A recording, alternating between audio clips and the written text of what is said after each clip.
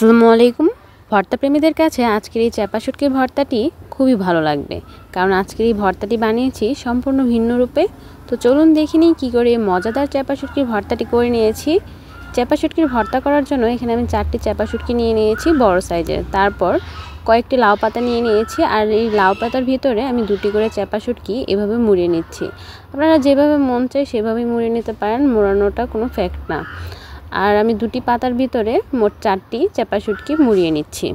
শীতের এই সিজনে কিন্তু খুব বেশি মাছের উৎপাত বেড়ে গিয়েছে, তো যেখানেই যাই মাছের জ্বালায় কিছুই করা যায় না।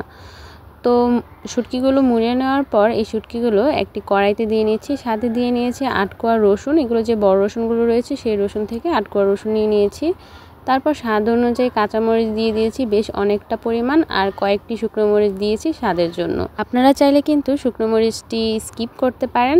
তো আস্তে আস্তে করে একদম লো হিটে এই সবগুলো উপকরণকে ভেজে নেব, কারণ পাতার ভিতরে শুটকিগুলো হতে একটু টাইম লাগবে।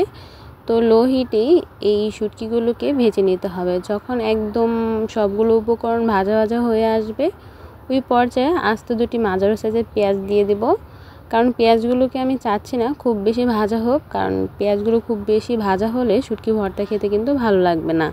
তো এখানে মোটামুটি সবগুলো উপকরণই ভাজা হয়ে গিয়েছে। এবার হচ্ছে ভর্তা বানানোর পালা। তার জন্য অলরেডি শিলপাটা ধুয়ে মুছে পরিষ্কার করে নিয়েছি। তারপর শুকনো মরিচ এবং কাঁচামরিচগুলো দিয়ে প্রথমে লবণ দিয়ে এগুলোকে বেটে নিতে হবে। তো মরিচগুলো বাটা হয়ে গেলে এখন দিয়ে দেব রসুন, যেগুলোকে আমি ভেজে নিয়েছি।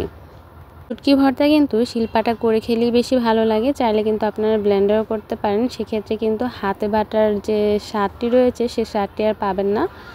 তো রসুন বাটার পর আমি শুটকিগুলো বেটে নিয়েছি। এরপর ঘাস থেকেই কয়েকটি বিলেতি ধনিয়া পাতা এই শুটকি ভর্তার ভিতরে দিয়ে দিয়েছি। এগুলোকেও খুব ভালো করে বেটে নিতে হবে। ভাজা ছাড়া এই ধনিয়া পাতাটি ব্যবহার করলে এর যে একটি সুন্দর ঘ্রাণ আছে, সেই ঘ্রাণই কিন্তু আপনাদের পেট ভরে যাবে। ধনিয়া পাতা বাটার পর এবার আমি পেঁয়াজগুলোকেও বেটে নিচ্ছি। আর পেঁয়াজগুলো কিন্তু খুব বেশি মিহি করা যাবে না, আধা ভাঙা রাখতে হবে। তো আধা ভাঙা করি পেঁয়াজগুলোকে বেটে নেওয়ার পর সবগুলো উপকরণকে একসাথে হাত দিয়ে মিশিয়ে নিতে হবে। এরপর অবশ্যই লবণ চেক করে নিতে হবে যে এখানে লবণের প্রয়োজন আছে কিনা। লবণের প্রয়োজন থাকলে লবণ দিয়ে তারপর আবারও বেটে নিতে হবে। বেটে নেওয়ার পর আবার ভালো করে একটু পোতার সাহায্যে মিশিয়ে নেব। তারপর কিন্তু ভর্তাটি খাওয়ার জন্য একদম রেডি হয়ে যাবে।